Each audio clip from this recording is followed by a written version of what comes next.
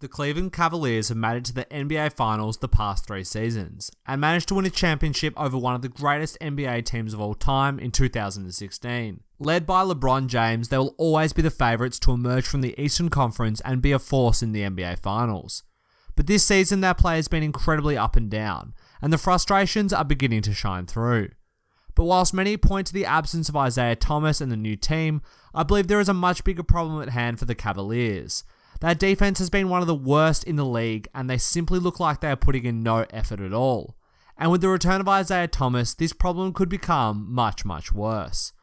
This video will examine the defensive issues that the Cavaliers are having, why they are having them, and how they might impact them in the long run. The first thing I wanted to address is why defense is important to good teams, and how it can help over the course of a season.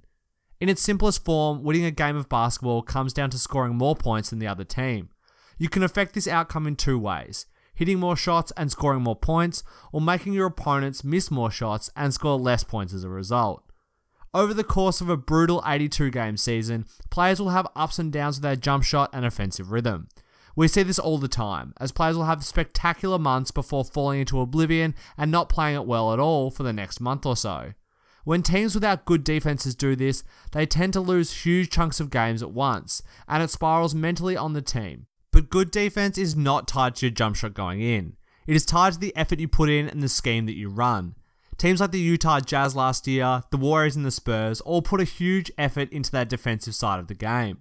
So when their shots aren't falling, they still have a great shot at getting a win. It also reduces the variance against bad NBA teams. If you don't play defense against the Phoenix Suns, for example, they might get hot from the perimeter, get on a roll, and start to think that they can win the game.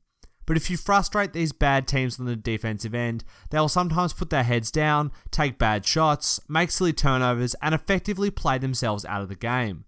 The Cavaliers have frequently found themselves letting teams gain huge momentum because they simply can't stop them from getting an easy look at the rim or a wide open 3. This problem is costing them wins, and I'm sure it would be frustrating LeBron and other Cavaliers in the locker room. In the past, they've been able to flip the switch and turn on the good defense in the playoffs, but they failed to do so in the finals last year. And as the saying goes, old habits die hard. And this season, there are a lot of old, bad habits. And now, let's break down just what those old habits are, and how they are costing the Cavaliers. The first point I wanted to address with the Cavaliers is their personnel. The Cavaliers general manager and front office did not do a good job at tooling this squad to be a good defensive team this season. Picking up older players who are no longer or never were good at defense, like Dwayne Wade, Jose Calderon, Derrick Rose, and Jeff Green, is just asking for a defensive disaster. And all of these guys have been absolutely horrific on defense, all whilst playing huge amounts of minutes for this team. On top of this, Kevin Love is struggling to provide any rim protection while playing at the 5, and Jay Crowder doesn't look anywhere near like the same defender he used to be 2 years ago in Boston. On top of all of this, J.R. Smith is a shell of himself defensively. So essentially, the Cavaliers have added negative defenders to their roster, and their once positive defensive players have regressed to be neutral on defense or negatives as well. This is not a good place to start for a team that is looking to win a championship and secure both Isaiah Thomas and LeBron James on long-term deals at the end of this season. But bad and average defensive rosters can be turned into at least average defenses with good effort and a good scheme from the coaching staff. But if you haven't already guessed or observed by now, the Cavaliers don't have either of these things, and it is showing on the court and in the advanced statistics. The Cavaliers have the 4th worst defensive rating in the entire league, with only lottery-bound teams in the Orlando Magic, Phoenix Suns, and Sacramento Kings having a worse defensive rating than the Cavaliers this season. Even the Milwaukee Bucks, who have the worst defensive scheme in the entire NBA, managed to put up a better defensive effort than the Cleveland Cavaliers. The biggest problem by far is the effort from the Cavaliers. They are playing entitled, we have won the championship already kind of basketball. It is almost as if every single player on the team simply believes that they can roll onto the court and win the game, and it doesn't matter how much effort they put into guarding their man. Well, it does matter. Opposing point guards are blowing past Jose Calderon, J.R. Smith, and Dwayne Wade like they are traffic cones placed out there for a shooting drill. This isn't to do with skill or quickness, it's to do with effort. Obviously, these guys are never going to be lockdown defenders at their age, but it almost looks as though they are letting guards get past them. And this isn't just limited to when the Cavaliers guard point guards. It applies equally to when they guard wing players. Crowder, Kyle Korver, Jeff Green, Kevin Love, J.R. Smith, and Dwayne Wade all also fail miserably at stopping the talented wing scorers in the league, or even hindering them. The end result of this is that the Cavaliers have to rotate and help on defense, but usually when a man gets beaten, someone will slide over and help while they recover, or the entire defense will rotate and switch, so that the effect of being beaten is minimized as much as possible. But the Cavaliers' rotations have been shocking to say the least, with players frequently not knowing where they are meant to rotate. On top of this, their pick and roll rotations have been absolutely terrible.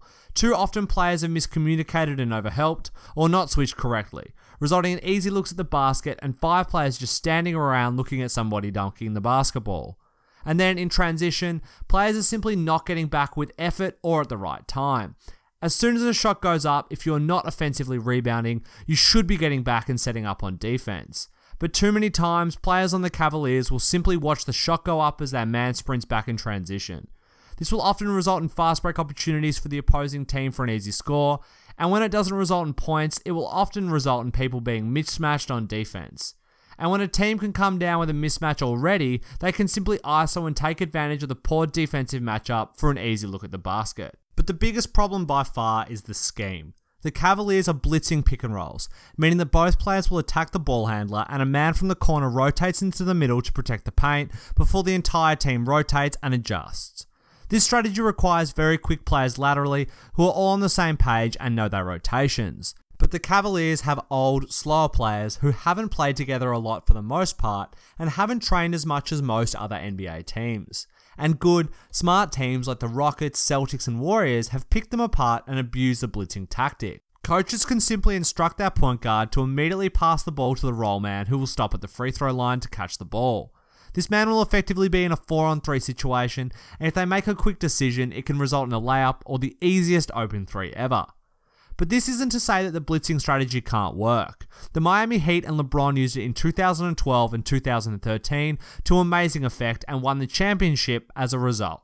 But you need the right personnel. That team had a younger Dwayne Wade and LeBron, one of the best defensive bigs against the pick and roll in Chris Bosh, the long-armed Mario Chalmers, and smart, savvy vets in Shane Battier, Mike Miller, and Ray Allen. These players executed this play to perfection over and over again, and frustrated teams, limiting their scoring off the pick and roll and causing turnovers. Tyronn Lue needs to move to a more conservative defensive scheme with his roster, one that doesn't require his old, tired veteran team to sprint across the court and remember dozens of potential rotations.